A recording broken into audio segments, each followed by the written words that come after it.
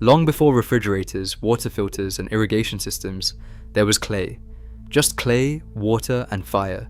And somehow that combination solved problems modern technology still struggles with today, often with no moving parts, no electricity, and no maintenance beyond an occasional refill. We have already shown you how ancient civilizations pulled water out of thin air and found it underground. But some of the most valuable forgotten engineering was not about finding water at all. It was about a single, humble object, the clay pot. 7 forgotten clay pots. Some kept water cold without electricity. Some saved lives during disasters. One of them turned a schoolteacher's idea into a multi-award-winning invention used by hundreds of thousands of families. Here is what modern manufacturing left behind, and why some of it is quietly coming back. Pottery is one of the oldest technologies humans ever developed. Older than writing, older than the wheel in most regions. And for most of that history, a clay pot was not a decoration on a shelf. It was the difference between food that spoiled in a day and food that lasted a month, or water that was safe to drink, and water that was not. Almost every culture on Earth independently discovered some version of these tricks, which tells you something. The physics behind them is not a regional secret. It is just basic chemistry that worked everywhere clay and a kiln were available. That is the lens worth keeping in mind as we go through this list. Every object here was, at some point, essential survival equipment. Number 7. The Khabia. Across the Mediterranean and South Asia, families once stored their entire season's grain and water supply in massive earthenware jars called khabias. Cars, some large enough for a child to climb inside. Built without a potter's wheel in many regions. Often coiled by hand and fired in open pits, these jars represented serious skilled labor. A single khabia could take a master potter days to complete, and a household's collection of them often represented one of its most valuable possessions. The thick clay walls kept contents naturally cool and protected from pests without a single moving part. Today, original khabiyas have become sought-after collector pieces, with antique examples selling for hundreds of dollars at auction, simply because nobody makes vessels like them anymore. Number 6. The Botijo. This porous earthenware jug from Spain looks almost too simple to work, but it cools water purely through evaporation.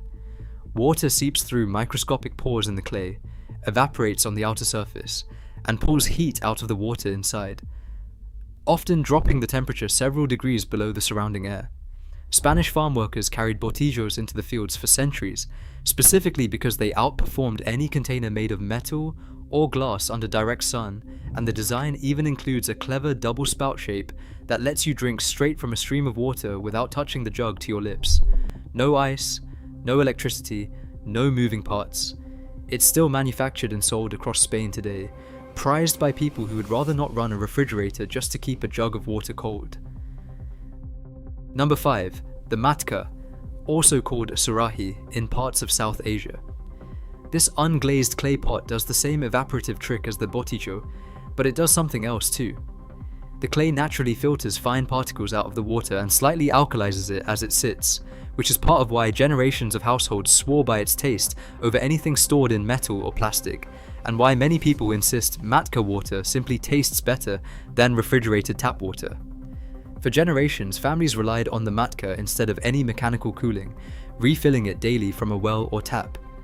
Now, with plastic bottles falling out of favor, a small but growing wave of eco-conscious brands are selling matka-style coolers as a sustainable alternative, turning a centuries-old household object into a modern lifestyle product. Number 4. The Qanat clay conduit. We've talked about qanats before, the underground tunnels ancient Persians used to move water for kilometers without losing it to evaporation. What we did not mention is what made the longest qanats actually work. Sections lined with fired clay pipes, engineered to keep water moving underground without leaking into the surrounding soil, and resistant to the mineral buildup that clogs many modern pipe materials over time. Some of these clay-lined channels have been in continuous use for well over 1,000 years with only periodic maintenance. Modern engineers studying water loss in arid infrastructure projects have gone back to study exactly this design, because in some conditions it still outperforms certain modern materials. So far, every pot on this list has done its job by storing, cooling, or moving water. The final 3 do something more active. They actively work the water, filtering it or rationing it out, drop by drop. Number 3. The OLA. Buried up to its neck in soil, this unglazed clay pot has been used for irrigation in North Africa and China for roughly 4,000 years.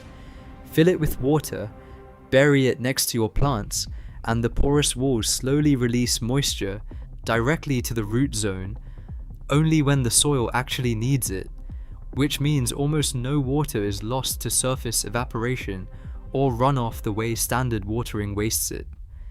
Plant roots actually grow toward the buried pot over time, forming a dense mat right around it that makes the system even more efficient the longer it is left in place. Studies on Ola irrigation have shown water savings of up to 70% compared to standard surface watering, while often producing healthier root systems because the plant is never flooded and never left to dry out completely. Today, ceramic companies sell Ola-style irrigation pots, specifically to permaculture growers and drought-stricken gardeners trying to cut their water bills. Number 2. The ceramic pot water filter. Sometimes nicknamed the flower pot filter, this design mixes local clay with sawdust, shapes it like a plant pot, and fires it in a kiln, burning out the sawdust and leaving behind thousands of microscopic pores small enough to trap bacteria, while a coating of colloidal silver finishes the job by killing what slips through. Each filter can be made almost entirely from materials found within a short distance of where it is used, which is exactly why it spread so quickly to places with no access to industrial filtration equipment.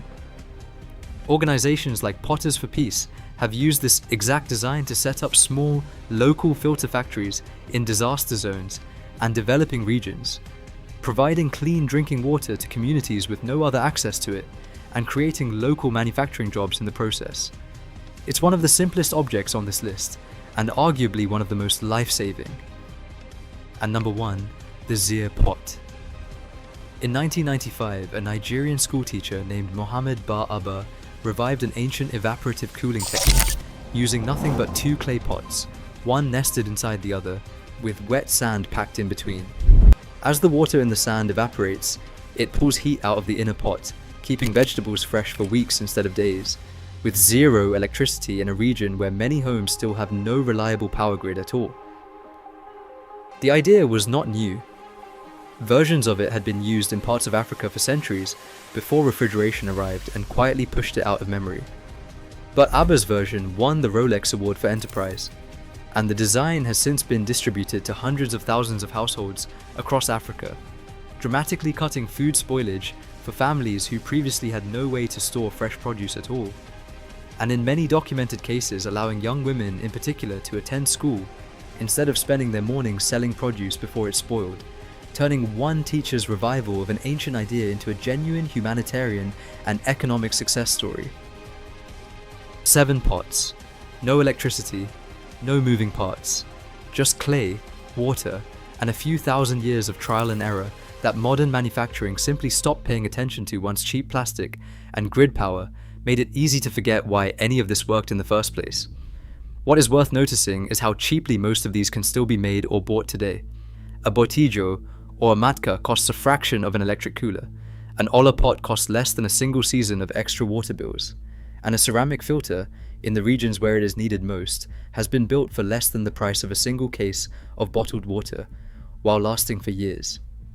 If you want more information on how any of these designs can be built or used on your own property, that is exactly what this channel is here for.